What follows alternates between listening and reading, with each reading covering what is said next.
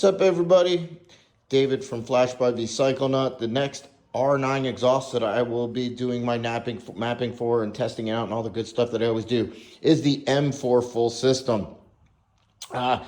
Been comparing it. I had the regular MT09 M4 full system here to compare to. When you first look at it, I was like, oh wow, like they didn't really make any changes to the header, but I'm happy to report they made a few changes that I think will help where the R9 wants to live in those higher RPMs. So the initial OD of this pipe is the same as here, but it expands out and then is about 1/8 of an inch larger than the bottom section of the main tubing, header tubings on the MT09 system. And the collector pipe is also about 1/8 of an inch larger, which should help for flow on the top end. Interesting enough, I feel like the back two pipes are identically shaped, but this last pipe here, which would be cylinder number 3, how they're labeled, is a little bit different shape, maybe a little bit longer than on the MT09 system. Maybe it's just my eyes playing with me, but it definitely looks a little bit different shaped and little different bends than the MT09 system. System came with instructions. Header tubes were all labeled, easy to put together. Came with a nice bracket to get rid of your rear passenger pegs. M4, if you're watching this, please, come on, man. Can we get out of 1995 and come up with a real exhaust bracket? I hate these with the rubber. It always comes off, and it's just, maybe it's just me, but they're really a pain in the ass, and I'm always ended up messing with them. And if I want to move something, anyway, I wish we had a different canister bracket or clamp, but that's not that big of a deal. So we're going to get this bolted up. We're going to get our mapping done for it, get some numbers with it. I'll be testing it both with the stock air box and the DNA Stage 2 lid. I also did finally get some velocity stacks in that I will test it with, and I will be testing it with the Crowler cams eventually when I get them in my bike, in my R9. So lots of stuff coming up. I will be busy coming spring. It's a little slow going now because we're in the middle of winter. It's early January, and I only get occasional days. I'm really quite militant about my street development and all of my development. And because of that, I'm at the mercy of the weather. And I also don't like to develop mail-in tunes if it's less than 50 degrees, just too far outside the center and relying too much on that temp sensor to make corrections. So really excited to see how this compares out to the Akrapovic Arrow and Spark that are all about the same, and they have some really large tubing in it. It's kind of splitting the difference, and really on those systems, at least with the stock cams, I really didn't find significant gains or really any gains over the, like, say, typical MT09 full exhaust with the smaller tubing and just not revving up high enough to really take advantage of it. So it'll be interesting to see where this kind of splits the middle, how it ends up performing. So stay tuned, guys. Appreciate you. I have the R9 M4 exhaust mocked up on my MT09 just to figure out the fuel mapping on it with the stock cams and the stock airbox and stuff. And it actually went on pretty good. I was able to use that stock bracket down there. It's shimmied a couple little spacers on both sides. The angle of the can's a little weird, but if I was going to permanently install this, I could fix that pretty easily. Otherwise, it actually fit better than I thought and doesn't contact the frame anywhere. So like anytime I install the exhaust, it is very loosely mounted. Even the header bolts are loose. And then so I'm going to make everything, get all the clearances that I want, get everything shaped up to the way I want. And then I will tighten everything back from the back of the bike forward and then install all the springs and stuff. A lot of people make mistakes where they tighten down that header bolts, and that really can cause some alignment issues, so don't do that.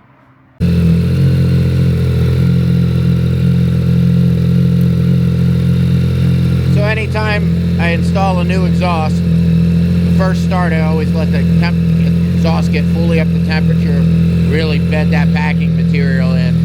That helps it last longer, but I think it looks pretty good for being designed to be used on the R9 instead of the MT09. It's very solidly mounted. Looking forward to getting the testing and tuning done with it.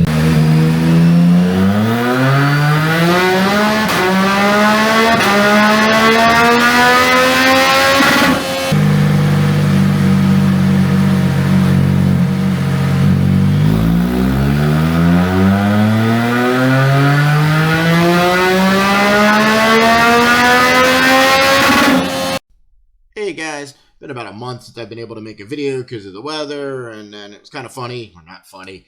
DynoJet on their Dyno stuff makes you take updates. They force you to take updates. And as happens many, many times, you take an update and then stuff doesn't work.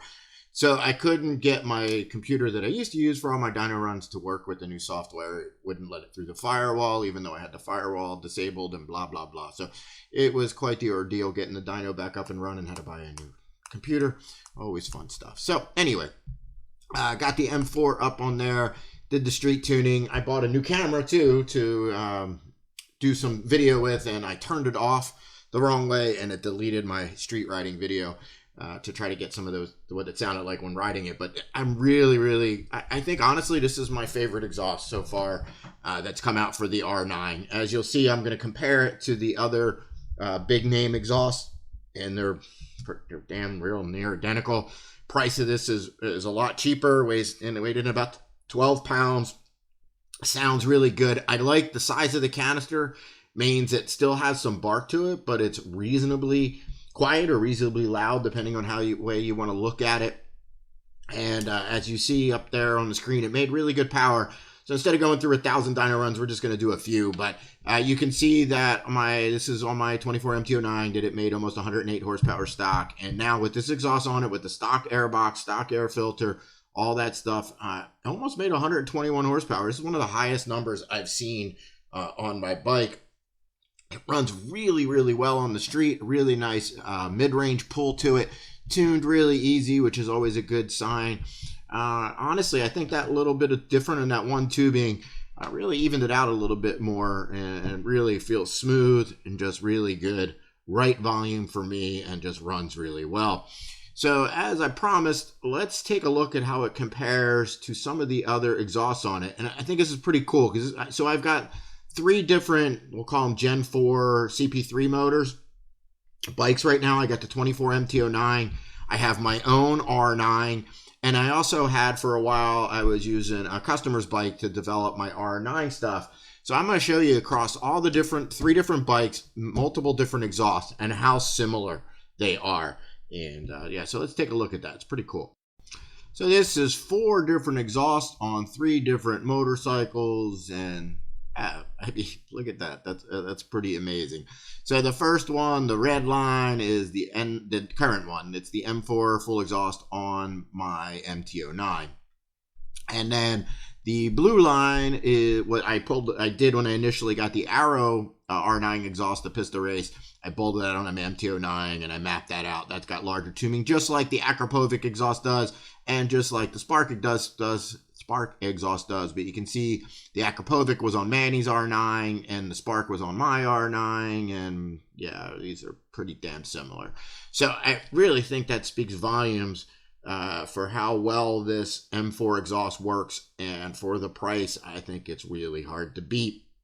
I did want to throw one other exhaust in here for a comparison. I know that'll piss some people off because everybody always loves the Toast, and anytime I do anything with the Toast exhaust, some people are just triggered. But let's show you the difference of like the true an MT09 system versus one of these R9 systems, and where it performs just a little better and not quite as well.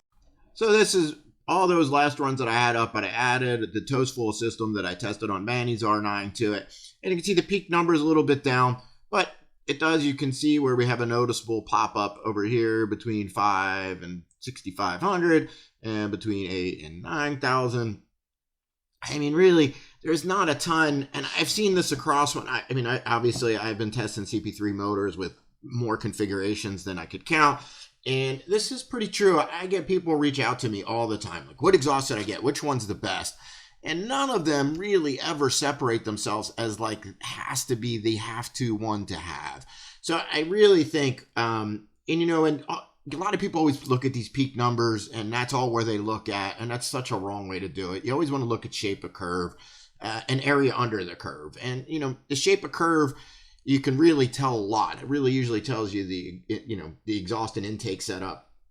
You can tell if people are cheating, if this top of the curve it doesn't look right, and stuff like that. So really get used to looking at shapes of curves, specifically how they fall off. Like if this was with the stock ECU, it would curve down here as it closed the throttle and stuff. So, be better than just looking at peak numbers. you know, that's the simplified, you know, their bragging rights. But area under the curve is really more important.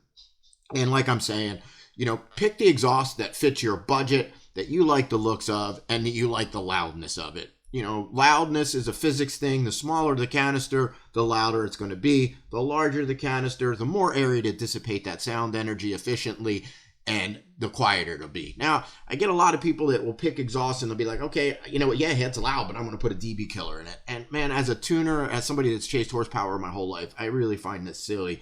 And it just kind of, you know, I get little nervous twitches when people just want to always install dB killers. dB killers hurt the power. Akrapovic's dB killers are an exception to the rule, but they really don't decrease the sound that much. So, you know, they really don't work as well for decreasing the sound, but they don't cost you much power, usually like a horsepower. Most of the other ones, any dB killer that's going to do a decent job of reducing the noise is going to also reduce your power. And I know some people don't care, but to me, it's crazy. You're going to spend all this money on an exhaust and then just take away half the power gains that you'd get over the stock pipe. So that's just my little tip from your Uncle Dave or your Uncle Vcyclenut. So I'm going to, as I said earlier in the video, got lots of testing coming up, you know, using my MT09 and my R9 so that I can really get a good idea of what setups. As we see, the exhaust setups with the stock intake really don't make much difference. Another mistake I see a lot of people making is putting that I think is a mistake anyway, is putting a DNA stage 2 lid on these larger tubing pipes. And all the ones that I've tested, you know, with the MT09 smaller tubing pipes, you get a nice bump in mid-range, and you'd still do get a little bump in mid-range, but for the price, if it was me, I would leave the DNA stage 2 lid off my R9, especially if you're wanting to live up here in the higher RPMs. If it's a track bike or you're riding it hard, makes no sense to me. But anyway, I've rambled on enough. Thanks, guys and ladies, for watching. Remember to hit the subscribe and like button for more motorcycle-related content. Head on over to Vcyclenut.com for your very best in flashing and performance parts needs. Appreciate all of you. Hopefully, some of you are in a warmer place to get more winter riding in. Our winter hasn't been horrible. But as I said earlier in the video, haven't had enough days over 50 degrees without rain for me really to do a lot of testing. So come spring, I will have all kinds of stuff lined up, and I cannot wait. I'm chomping at the bit to get at you. So peace out, everybody. Take care.